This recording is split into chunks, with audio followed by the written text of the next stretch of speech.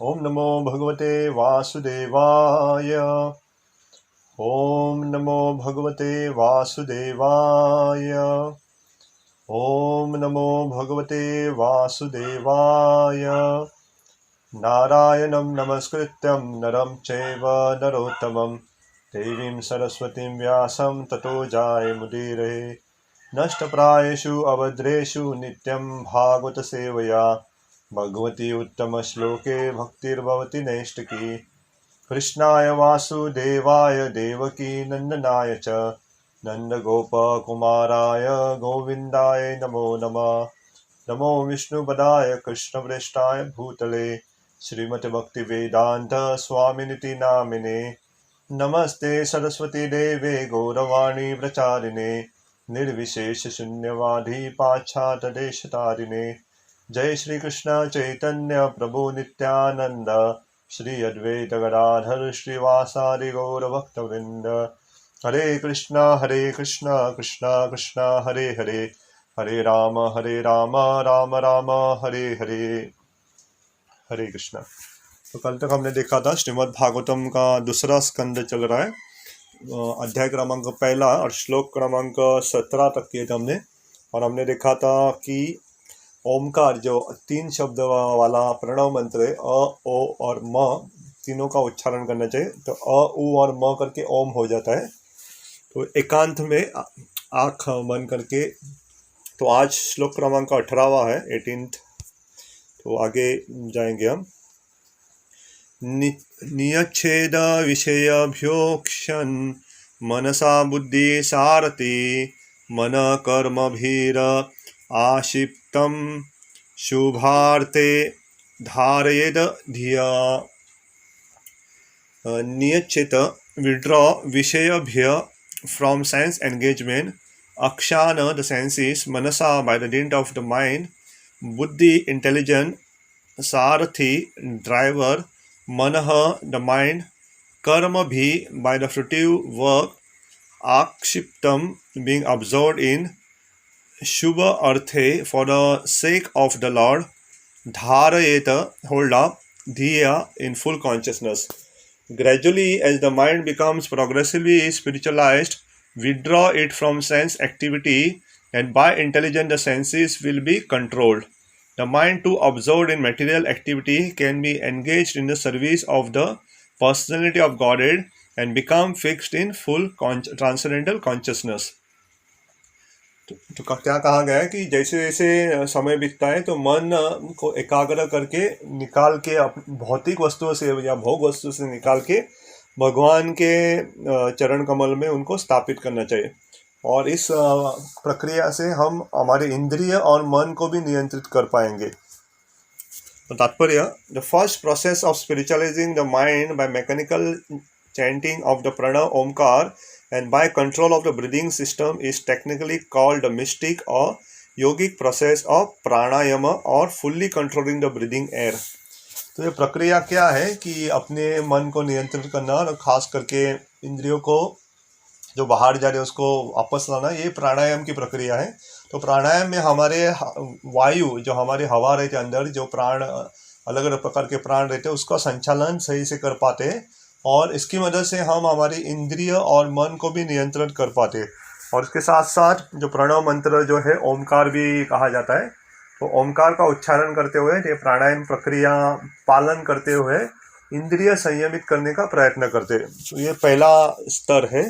The ultimate stage of this pranayam system is to fix in the trance, technically called samadhi. But experience has proven that even samadhi stage also fails to control the materially absorbed mind. For example, the great mystic Vishwamitra Muni, even in the stage of samadhi, became a victim of the senses and cohabited with Menaka. तो प्रभुपाद कहते हैं कि इसका अंतिम ध्येय क्या है, प्राणायाम करने के बाद हमें अगले स्तर पे जाते जाते हमें समाधि तक पहुंचना है। लेकिन समाधि स्तर पे भी एक व्यक्ति पहुंचने के बाद भी हम देखते हैं पुराणों में कि वो भोग वस्तु के प्रति वो क्या हो गए, लालचा गए या आकर्षित हुए। तो प्रभुपाद उदाहरण देते हैं कि विश्वामित्र मुनि के बारे में उदाहरण देते हैं। तो विश्वामित्र मुनि तो प्राणायाम स्तर पे नहीं, वो समाधि स्तर पे थे, लेकिन फिर भी मेनका जो अप्सरा थी वो आती है तो उनसे वो आकर्षित हो जाते। तो यहाँ पे इसलिए ये श्लोक में कहा गया है कि मन, जो आप ओमकार का भी उच्चारण करो, मन को भी नियंत्रित करो, लेकिन अपना ध्यान जो है भगवान की सेवा में लगाओ। तो केवल ऐसे जो भक्त हैं जो भगवान की सेवा में लगे रहते हैं वो ऐसे आकर्षण से बच पाएंगे। तो उसका उदाहरण कहाँ पे आता है? तो इसका उदाहरण है हमारे हरिदास ठाकुर। तो हरिदास ठाकुर को भी एक बहुत द्वेषी और ऐसे एक व्यक्ति थे, उनसे बहुत ईर्ष्या करते थे। उनका नाम था रामचंद्र खान करके। तो उन्होंने एक वेश्या को भेजा था और ये वेश्या इतनी सुंदर थी कि उनको देखते ही कोई भी मोहित हो सकता था। उनका नाम था लक्ष्य हीरा करके। तो हरिदास ठाकुर के पास उन्होंने संध्या के समय भेजा ताकि हरिदास ठाकुर का पतन हो करके। हरिदास ठाकुर ने उनको ना नहीं कहा करके, उनको कहा आप बैठो करके, मेरा थोड़ा सा जप बाकी है, मैं थोड़ा माला कर लेता हूँ और बाद में आपका संग करता हूँ करके। तो लेकिन उनको मालूम नहीं था हरिदास ठाकुर कितनी माला करते हैं। तो हरिदास ठाकुर का तो 3 लाख नाम होता है और 3 लाख जो नाम करते हैं तो पूरा दिन और दिन रात भर नाम करते थे। तो उनकी माला चलती गई, लेकिन जब सुबह सुबह पहाटे के समय ब्रह्म मुहूर्त में जब मुर्गा आवाज करने लगा तो वो समझ गए कि अभी रोशनी होने वाली, सुबह हो रही है, तो निकल के चली गई। तो ऐसा उन्हें दूसरे दिन भी आती और तीसरे दिन हरिदास ठाकुर उनका उद्धार करते। तो हमें जानना चाहिए कि अगर इंद्रिय हमारी भगवान की सेवा में नहीं लगी है, ऐसे ही स्तर पे अगर हम इंद्रिय नियंत्रण का प्रयत्न कर रहे हैं तो कभी भी पतन हो सकता है। विश्वामित्र मुनि कर रहे थे, लेकिन उन्होंने क्या हुआ, मेनका से उनका पतन हो गया था। तो आगे, history has already recorded this. The mind, although ceasing to think of sensual activity at present, remember past sensual activities from the subconscious status and thus disturb one from sane person engagement in self-realization. तो हमें जानना चाहिए ये मन क्या है। मन पूरे हमारे जो भी हमने अनुभव किए हैं उसका भंडार है, या स्टोर हाउस ऑफ इंफॉर्मेशन भी करते हैं और स्टोर हाउस ऑफ एक्सपीरियंस। पहले हमने जो कुछ किया है सब मन में रहता है। अगर व्यक्ति अभी इसी स्तर पे अगर किसी से आसक्ति से दूर रह रहा है, अभी भोग नहीं कर रहा है, लेकिन मन में उसके पहले किए हुए भोग सारे हैं, तो जैसे उसे पहले के सारे किए हुए भोग सब याद आके उसका पतन हो सकता है। इसलिए मन को कहा जाता है बंदर की समान, उसे ऐसा ही नहीं छोड़ सकते। मन जिसका नियंत्रण में है वो एक व्यक्ति का दोस्त रहता है, मित्र, लेकिन वही मन अगर नियंत्रित नहीं है तो वो उसका दुश्मन हो जाता है, क्योंकि मन में सारे वस्तु है, आपके अनुभव सारे वहाँ पे है। तो आप ऐसे ऊपर से नियंत्रण करने का ढोंग नहीं कर सकते। तो यही मन को अगर भगवान की सेवा में लगाए तो आराम से वो क्या हो जाता है, नियंत्रण हो जाता है। तो हमारे भक्तों के समाज में और एक महाराज के बारे में उल्लेख आता है, वो अपनी सारी जो इंद्रिय है भगवान की सेवा में लगाते थे। अपने आंखों से केवल भगवान का दर्शन लेना, अपने जीवा से केवल भगवान का महाप्रसाद चखना, अपने हाथों से पैरों से भगवान की मंदिर की मार्जन करना या भगवान के मंदिर तक जाना। तो ऐसे उनका नाम था कुलशेखर महाराज करके। तो ये कुलशेखर महाराज अपनी सारी इंद्रियों को भगवान की सेवा में लगाते थे। तो ऐसे बहुत सारे भक्त हैं, जैसे अम्बरीश महाराज के बारे में भी हम पढ़ते, तो अम्बरीश महाराज भी ऐसे ही करते थे। अम्बरीश महाराज के सारे अंगों से अपनी भगवान की सेवा करते थे। तो ऐसे बहुत सारे भक्त हैं जो पूरा अपना मन, तन, धन सब कुछ भगवान की सेवा में निछावर करते। तो भगवान, तो आगे therefore Sukhdev Goswami recommends the next step of assured policy, namely to fix one's mind in the service of personality of Godhead. तो सुखदेव महाराज यहाँ पे उत्तर भी देते हैं कि वो कहते हैं कि आप ओमकार का उच्चारण करो, लेकिन अगर आपने तात्पर्य मिस ट्रांसलेशन को ध्यान से सुना रहेगा, वो कहते हैं कि भगवान की सेवा में भी लग जाओ। तो ऐसा है, ठीक है आप उच्चारण कर रहे हो लेकिन भगवान की सेवा भी करो। इससे क्या होगा, तो मन अगर आपकी भगवान की सेवा में लगेगा तो पतन होने का कम ही होगा। तो पहले तो जानना चाहिए कि क्योंकि मन में बहुत सारे विचार रहते हैं और अभी के नहीं कितने लाखों लाखों जन्मों के रहेंगे। तो दूसरा ये तत्व भी हमें जानना चाहिए। तो एक व्यक्ति की जब मृत्यु होती है तो उसका स्थूल शरीर जो होता है पंच महाभूत का, वो यहाँ पे छूट जाता है। तो पंच महाभूत में क्या क्या आता है, अग्नि, जहाँ पृथ्वी आती है, बाद में जल आता है, अग्नि आती है, वायु आता है और ये आता आकाश आता है। ये पंच महाभूत का जो शरीर दिखता है वो छूट जाता है। लेकिन हमारा दूसरा शरीर जो है वो आत्मा के साथ जाता है, उसे कहते हैं मन, बुद्धि, अहंकार। ये सूक्ष्म रूप में रहता है और ये अगले जन्म में भी चला जाता है, क्योंकि ये सूक्ष्म रहता है, वो आत्मा के साथ ही चला जाता है। इसलिए मन रहता है, मन का नाश नहीं होता है। तो मन में पिछले जन्म का, उसके पिछले जन्म का, उसके कितने सारे जन्म का सारा जो अनुभव रहता है तो वो कभी भी याद आ सकता है। इसलिए कभी कभी हमें ऐसे स्वप्न आते हैं तो हमने इस जन्म में अनुभव नहीं किए रहेंगे, लेकिन शायद पिछले जन्म में या उसके पिछले जन्म में अनुभव किए रहेंगे। इसलिए ऐसे ऐसे खतरनाक या ऐसे स्वप्न आ जाते हैं हमें, तो उसका हमें अनुभव नहीं रहेगा। तो ये सारा कौन करता है? मन करता है। इसलिए सुखदेव महाराज उसका उत्तर भी देते हैं कि मन को भगवान की सेवा में लगाओ करके, भगवान की सेवा में मन लगाओ। और कलयुग में मन को भगवान की सेवा में लगाने का सबसे आसान तरीका है मंत्र, और इसे कहते हैं मंत्र मेडिटेशन, या जो हम भगवान का नाम कहते हैं। और कलयुग में खास करके हरे कृष्णा कृष्णा कृष्णा हरे हरे, हरे राम राम राम हरे हरे, ये मंत्र के ऊपर जब हम ध्यान लगाते हैं तो मन नियंत्रित हो जाता है। तो इसका उल्लेख भगवद गीता में भी आता है। प्रभुपाद आगे लिखते हैं, तो Lord Shri Krishna the supreme personality of God also recommend this direct process in the Bhagavad Gita 6.47, Bhagavad Gita के 6 अध्याय के 47वें श्लोक में 47। Thus the mind being spiritually cleansed, one should at once engage himself in the transcendental loving service of the Lord by the different devotional activities or hearing, chanting, etc. If performed under proper guidance, that is the surest path of progress even for the disturbed mind. अगर किसी का मन विचलित भी है और वो अगर भगवान का नाम का श्रवण कर रहा है, भगवान की कथा सुन रहा है, भगवान के कीर्तन में लगा हुआ है, तो उसका मन निश्चित रूप से नियंत्रण में आ जाएगा। इसलिए अभी बहुत कम करते, लेकिन अभी आपने देखा रहेगा एक पशु रहता है, खास करके बैल हो या घोड़ा हो, तो बैल या घोड़ा जब बहुत मस्ती करते हैं तो उनके नाक में ऐसा डोरी डाला रहता है। तो जैसे नाक में डोरी डालते हैं तो ये बैल रहते हैं या जो भी घोड़े जिनके नाक में डालते हैं वो मस्ती करना कम करते हैं, क्योंकि अगर खींच लेते वहाँ पे क्या होता है, उनको दर्द करता है, इसलिए वो ज़्यादा कूदेंगे नहीं। इसलिए कहते हैं ऐसे बैल जो बहुत मस्ती करते हैं उनके नाक में डोरी डालते। तो वैसे ही जो मन हमारा है तो वो भी बहुत मस्ती करता है, हमारा नहीं सुनता, यहाँ वहाँ जाता है, तो उसके नाक में भी हमें डोरी डालनी है, और वो है भगवान के नाम। तो भगवान के नाम के ऊपर अगर मन को लगाएंगे तो डोरी, तो जैसे ही हम भगवान का नाम लेंगे तो मन तुरंत बैठ जाएगा। इसलिए अगर आपने वो ड्रामा देखा रहेगा मी एंड माई माइंड, तो नियमित रूप से ऐसे अगर मन को हम प्रशिक्षण करेंगे तो मन थोड़े समय बाद सुनने लगता है। तो शुरुआत में मन सुनता नहीं, लेकिन थोड़े समय बाद क्या करता है, सुन लेता है।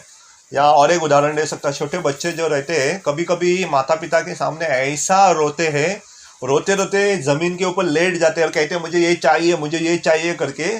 तो अगर उसको नज़रअंदाज करेंगे थोड़े समय बाद, तो थोड़े समय बाद वो अपने आप चुप हो जाते हैं और माता पिता के पास आके कहते हैं गलती हो गई करके।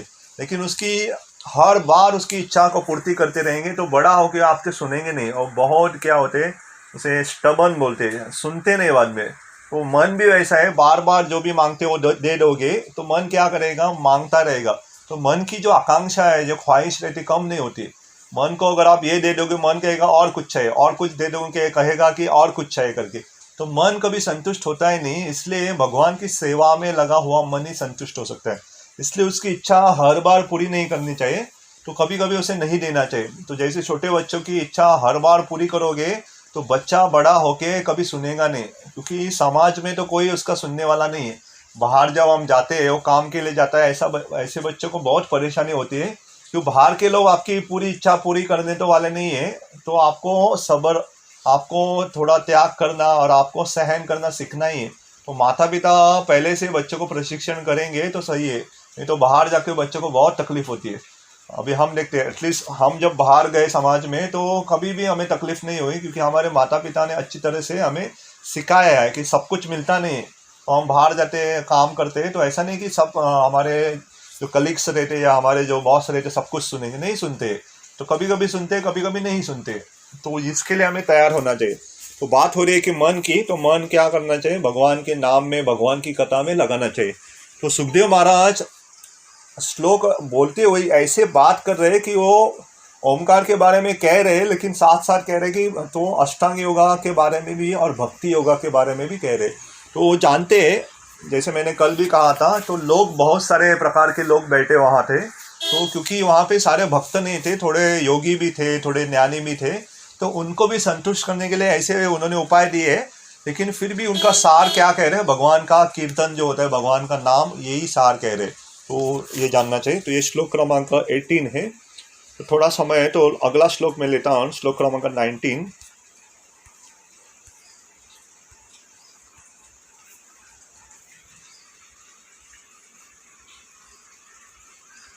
तो ये श्लोक इस प्रकार है। तत्र कावयायम ध्यायायेद अच्युति चिन्नेन चेतसा निरिवीसयाम युक्त्वा तत किंचन न स्मरेत् पदम परमं विष्णुर्मनो यत्र प्रसीदति। तो ये थोड़ा बड़ा श्लोक है, उसका वर्ड टू वर्ड मीनिंग इस प्रकार है। तत्र देर आफ्टर एक one by one avyayam limbs of the body dhyat should be concentrated upon avachinnena without being deviated from the complete form chetasa by the mind manaha mind nirivishayam without being contaminated by sense object yuktva being doubted tatah after that kinchana anything na do not smareta think of padam's personality tata that Paramam supreme Vishnu of Vishnu Manaha the mind yatra whereupon Prasidati become reconciled. Thereafter you should meditate upon the limbs of Vishnu one after another without being deviated from the conception of the complete body. Thus the mind becomes free from all sense object. There should be no other thing to be thought upon because the Supreme Personality of Godhead Vishnu is the ultimate truth. The mind becomes completely reconciled in him only. तो आगे क्या कहा गया है? तो आगे ऐसे व्यक्ति को भगवान विष्णु के एक एक अंग के ऊपर ध्यान करना चाहिए। तो उसकी शुरुआत होती है भगवान के चरण कमल, बाद में पैर पे आएंगे, बाद में जंघा पे आएंगे, बाद में नाभि के ऊपर पेट, छाती, ऐसे अलग अलग भगवान के जो अंग है भगवान विष्णु के, उसके ऊपर ध्यान करना चाहिए। तो ऐसा करने से क्या होगा? उसका मन केंद्र में रहेगा, मन ध्यानवश रहेगा। तो तात्पर्य, foolish person bewildered by the external energy of Vishnu do not know that the ultimate goal of progressive search after happiness is to get in touch directly with Lord Vishnu, the personality of Godhead. तो जो मूर्ख व्यक्ति रहते हैं वो नहीं जानते कि सार भगवान विष्णु की सेवा करना है, तो भगवान विष्णु के संबंध में आना यही सार है करके। तो विष्णु तत्व की सेवा करना ही ये हमारा उद्देश्य होना चाहिए। तो Vishnu the personality of Godhead, Vishnu tattva is an ultimate expansion of different transcendental form of the personality of Godhead, and the supreme and original form of Vishnu Tattva is Govinda or Lord Krishna, the supreme cause of all causes. और ये सारे विष्णु तत्व है, अलग अलग विष्णु तत्व है, उसमें सबसे बड़े या जिसके स्रोत है उनका नाम है गोविंद, या गोविंद है या कृष्ण। तो कृष्ण सारे विष्णु तत्व के स्रोत है, इसलिए भगवान कृष्ण को अवतार नहीं कहा जाता है, भगवान कृष्ण अवतारी है। तो अवतार और अवतारी में फर्क है, अवतार अवतारी से आते हैं, तो ये भगवान कृष्ण से सारे विष्णु तत्व भी आते हैं। Therefore, thinking of Vishnu or meditating upon the transcendental form of Vishnu, specifically upon Lord Krishna, is the last word of the subject of meditation. This meditation may begin from the lotus feet of the Lord. One should not, however, forget or be misled from the complete form of the Lord. Thus, one should practice thinking of the different part of his transcended body one after another. तो प्रभुपाद कहते हैं कि ये भूलना नहीं चाहिए कि ये सारे स्रोत कौन है? भगवान कृष्ण, और उनकी शुरुआत होते हैं भगवान कृष्ण के चरण कमल से ध्यान करते हुए। तो भगवान के चरण कमल पे सबसे पहला ध्यान करना चाहिए। और ये अध्याय क्रमांक या पहला स्कंद जो श्रीमद् भागवतम है और दूसरा स्कंद है, तो भगवान के चरण कमल है। तो भागवतम भी शुरुआत होती है भगवान के चरण कमल से। तो कभी कभी भक्त प्रार्थना के वक्त पहले वो गाते, कुंती महारानी में प्रार्थना की, नमो पंकज नाभाय मगो नमो पंकज मालिने नमो पंकज नेत्राय नमस्ते पंकजांग्रिये। तो भगवान की जब हम दर्शन लेते तो कुंती महारानी शुरुआत करते, उनकी नाभि से शुरुआत करते, क्योंकि भगवान की वो अत्या है, तो भगवान के साथ उनका संबंध है और भगवान को बुरा लगेगा इसलिए वो नाभि से शुरुआत करते हैं। लेकिन हमें भगवान के चरण कमल से शुरुआत करते करते ऊपर तक की तरफ जाके और आखिरी में भगवान की मुस्कान तक या उनकी चेहरे तक जाना चाहिए। तो यहाँ भी प्रभुपाद लिखते हैं कि हमें जानना चाहिए कि भगवान के चरण कमल से शुरुआत करनी चाहिए ध्यान करना, और एक एक अंग से भगवान के अंग पे ध्यान करना चाहिए। आगे, Lord is not impersonal, he is a person, but his body is different from those of conditioned person like an us. Otherwise, meditation beginning from Pranav Omkar up to the limbs of the personality of God and Vishnu will not have been recommended by Sukdev Goswami for the attainment of complete spiritual perfection. तो यहाँ पे भी हमें पता चलता है कि भगवान का स्वरूप है कैसे। तो सुखदेव महाराज ने पहले क्या कहा कि आप ओमकार का उच्चारण करो, और बाद में कहा कि भगवान के अंगों के ऊपर ध्यान करो। तो ओम तो बोलो ही करको, लेकिन उसके साथ साथ भगवान की चरण कमल, भगवान के पांव, भगवान की सारे अंगों के बारे में उल्लेख आएगा, ध्यान करो। तो भगवान को अगर स्वरूप नहीं होता, भगवान एक व्यक्ति नहीं होते, तो उसके पांव कहाँ से होते? तो उसके हाथ पांव के बारे में उल्लेख है, उसकी छाती की उल्लेख है, उसका सुंदर चेहरे के बारे में उल्लेख है। तो इससे साबित क्या होता है कि सुखदेव महाराज को मालूम है, तो हमें भी मालूम होना चाहिए भगवान का एक स्वरूप है, लेकिन उनका स्वरूप और हमारा स्वरूप अलग है। तो भगवान का स्वरूप उल्लेख किया गया है, उसका स्वरूप है सच्चित आनंद विग्रह। तो भगवान सत्य से बने, जो शाश्वत है, चित जो ज्ञान से भरे हुए, और आनंद। तो भगवान का शरीर हमारी तरह पंच महाभूत या सूक्ष्म शरीर जैसे मन बुद्धि अहंकार से बना नहीं रहता, वो रहता है सत्य चित और आनंद से बना हुआ रहता है। तो ये हमें जानना चाहिए। तो हम भी सच्चित आनंद से बने हुए, लेकिन वो आत्मा। तो इसलिए हम सोचते कि हम शरीर है, या हम सोचते हैं हम मन बुद्धि अहंकार, वो गलत है। हम आत्मा है, और क्योंकि भगवान के अंश है, तो आत्मा का भी स्वरूप रहता है सच्चित आनंद। तो प्रभुपाद साफ साफ लिखते हैं कि अगर सुखदेव महाराज को नहीं ब्राह्मण के ऊपर ही ये करना था, तो यहाँ पे भगवान की चरण कमल के ऊपर ध्यान करो, ऐसा क्यों कहते? तो नहीं कहते ना। और आखिरी में the worshipable deity in the temple of the Vishnu is identical with Lord Vishnu by the inconceivable potency of the Lord. Therefore, neophyte concentrate on meditation upon the limbs of Vishnu in the temple, as contemplated in the revealed scripture, is an easy opportunity for meditation for person who are unable to sit down tightly at one place and then concentrate upon Pranav Omkar or the limbs of the body of Vishnu.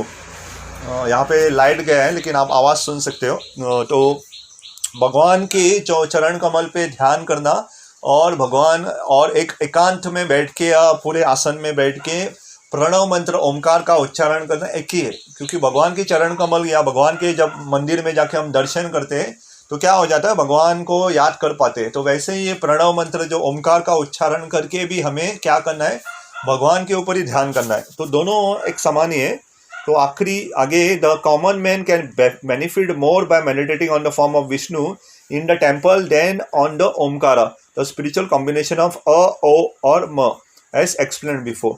तो साधारण लोगों को भगवान के दर्शन लेके उनके चरण कमल पे ध्यान करना आसान हो जाता है, सिवाय ओमकार का उच्चारण करने। क्योंकि बहुत सारे लोगों को जब ओमकार उच्चारण करते हैं, उनको समझ में नहीं आता क्या करना, कहाँ ध्यान करना है करके। There is no difference between Omkara and the form of Vishnu, but person unacquainted by the science of absolute truth try to create dissension by differentiating between the forms of Vishnu and that of Omkara.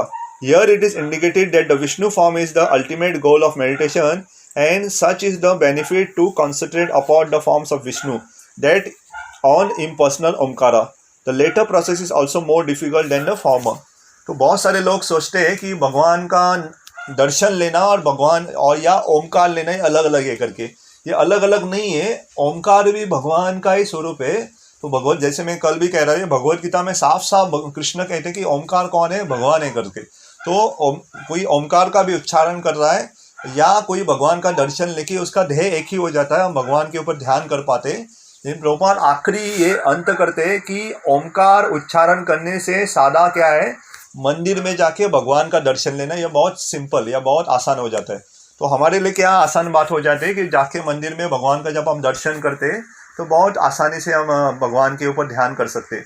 तो आप सोचो, अगर कोई ओम ओम कह रहा है और भगवान का दर्शन कह के भगवान की जो चरण कमर को ध्यान कर रहा है, तो कौन सा आसान बन जाता है। तो भगवान को देख के उससे याद करना बहुत आसान हो जाता है कि आप एक जगह पे बैठ के ओम उच्चारण करो। तो यहाँ पे सुखदेव गोस्वामी बहुत चतुराई से ऐसे कहते, जो प्रचारक रहते हैं उनको सामने कौन बैठा है वो भी देखना पड़ता है। हम भी जब प्रवचन देते हैं तो देखना पड़ता है कि कौन सुन रहा है करके, या छोटे बच्चे सुन रहे हैं, या बहुत उम्र वाले सुन रहे हैं, या जो कॉलेज में जाने वाले, स्कूल में जाने वाले, जो या काम करने वाले। तो जो बैठा है, जो सुन रहा है, उसके हिसाब से भी हमें थोड़ा थोड़ा बात करना पड़ता है, ताकि वो भी थोड़ा, उसको भी थोड़ा आनंद आए करके। तो जस्ट मैं यहाँ पे यहाँ आने से पहले थोड़ी मैं एक कथा पढ़ रहा था, ये महाभारत की कथा है। तो मैं सोच रहा था आपको बताऊं करके, लेकिन आज समय नहीं है। मैं भी आने वाले समय में मैं एक कथा बताऊंगा। बहुत सुंदर कथा है ये। कथा सुन के पूरे रोंगटे खड़े हो जाते हैं, बाल खड़े हो जाते हैं, इतना पूरा रोमांच है। कैसे भक्त भगवान की सेवा करने के लिए कुछ भी करने के लिए तैयार हो जाते हैं। तो ऐसी लीलाओं का जब हम स्मरण करते हैं तो ऐसी लीला याद करना बहुत आसान हो जाता है कि आप एक जगह पे बैठे हो एकांत में और ओम ओम कह रहे हो। इसलिए मैं आखिरी एक बात कहूंगा और बाद में रुकेंगे हम, कि जो व्यक्ति ब्रह्म ज्योति में लीन हो जाते हैं, या जिसकी शायद जो मुक्ति जिसे कहते हैं, जो ब्रह्मन में चले जाते हैं, उनको वहां पे रहना बहुत कठिन हो जाता है। वो वापस कभी कभी आ जाते हैं, क्योंकि ब्रह्मन में क्या है, कुछ कार्य नहीं है। वहां पे आप लीन हो हजारों हजारों साल करोड़ों साल तो वही हो, कुछ कर ही नहीं रहे। लेकिन जो भगवत धाम में वैकुंठ में जाते हैं, जो गोलोक वृंदावन में जाते हैं, जो द्वारका में जाते हैं, उनको भगवान की सेवा करने के अलग अलग उनको कुछ ना कुछ रहता है। तो भगवान के लिए वो भोगा बनाएंगे, भगवान के लिए हार बनाएंगे, भगवान उनके साथ मजाक करते हैं, तो भगवान के साथ अलग अलग लीला चलती रहती है। तो ऐसे इसके लिए वो वापस नहीं आते, तो भगवान उनके साथ उनका संबंध स्थापित हो जाता है। लेकिन जो ब्रह्मन में चले जाते हैं उनके लिए कुछ करने के लिए है ही नहीं। अगर आप सोचो, आपको किसी को एक कमरे में बंद कर दिया गया और 50 साल तक एक ही कमरे में बंद है, उसे खाना पीना दे रहे, टॉयलेट बाथरूम सब कुछ है, लेकिन कोई बात करने के लिए नहीं है, कोई उसका हाल पूछने के लिए नहीं है, कोई सुख हुआ उसे या दुख हुआ बताने के लिए कोई व्यक्ति नहीं, तो वो व्यक्ति क्या हो जाएगा, पागल हो जाएगा, क्योंकि कोई संबंध नहीं है। इसलिए जो मनुष्य है उसे संबंध बहुत आवश्यक है। ऐसा कहते हैं, अगर लोग एक मनुष्य के साथ संबंध स्थापित करने के लिए विफल हो जाते हैं, संबंध नहीं बना पाते, तो लोग क्या करते हैं, एक कुत्ता लाते हैं या बिल्ली लाते हैं, तो जानवरों के साथ संबंध स्थापित करते हैं। तो संबंध स्थापित करना, एक दूसरे के साथ आदान प्रदान करना, ये बहुत आवश्यक है। तो इसलिए कहते हैं, जब हम सेवा करते हैं तो एक दूसरे की सेवा जब करते हैं तो हमें बहुत संतुष्टि प्राप्त होती है, क्योंकि हमें लगता है कि हमने कुछ तो दिया। तो सेवा में हम देते हैं, या सेवा जब स्वीकार करते हैं तो लेते हैं। तो हमें सेवा स्वीकार भी करनी चाहिए और सेवा देनी भी चाहिए। तो वैसे भगवान को भी लागू है। तो भगवान से हमें सेवा स्वीकार नहीं करनी चाहिए, भगवान की सेवा करनी चाहिए। लेकिन भक्तों के साथ ये आदान प्रदान में आता है, दोनों थोड़ी थोड़ी सेवा स्वीकार भी कर सकते हैं। लेकिन अगर कोई ये सेवा स्वीकार नहीं करता तो अहंकार आ सकता है कि मैं नहीं करते। इसलिए कभी कभी भक्तों के घर पे जाके प्रसाद स्वीकार करना, या भक्तों ने कुछ सुझाव दिया तो उसे स्वीकार करना है, तो वो ऐसी सेवाएं स्वीकार कर सकते। तो चतुर्मास में भी ऐसे, जैसे मैं कल एक भक्त के बारे में कह रहा था, तो उनकी जो 128 माला करते हैं, तो उनको पूछ रहे थे कि आप कैसा है कर सकते हो ऐसा। तो उनकी तैयारी वो एक दिन पहले ही करते, तो एक दिन पहले सूर्यास्त से वो शुरू करते। तो सूर्यास्त के बाद नहीं खाना चाहिए, तो रात्रि के 12 बजे से उनका जपा शुरू होता है। तो ऐसा सबके लिए संभव नहीं होगा। तो वो कैसे करते हैं, भगवान का उनको विशेष कृपा भी है, और उनकी जो धारणा है बहुत तीव्र है। तो सबके लिए संभव नहीं होगा, आप करने में मत जाओ, क्योंकि रोज खास करके जो काम को जाते हैं उनको तो संभव ही नहीं, उतना समय भी नहीं मिलेगा। तो हम वापस आएंगे। तो आज हमने चर्चा की थी कि जो बैठ रहे थे एकांत में ओमकार उच्चारण करें, तो ओमकार लेते लेते उनको क्या करना है, भगवान के जो चरण कमल उसके ऊपर भी ध्यान करना चाहिए। तो ये आज के चर्चा में हमने देखा है। तो आगे भी उसकी चर्चा रहेगी, जहाँ पे भगवान का विराट रूप स्वरूप पे अलग अलग भगवान के अंग के ऊपर ध्यान करने के लिए सुखदेव महाराज कहेंगे। लेकिन आज के लिए मैं रुक जाता हूँ, क्योंकि ऑलरेडी समय हो चुका है।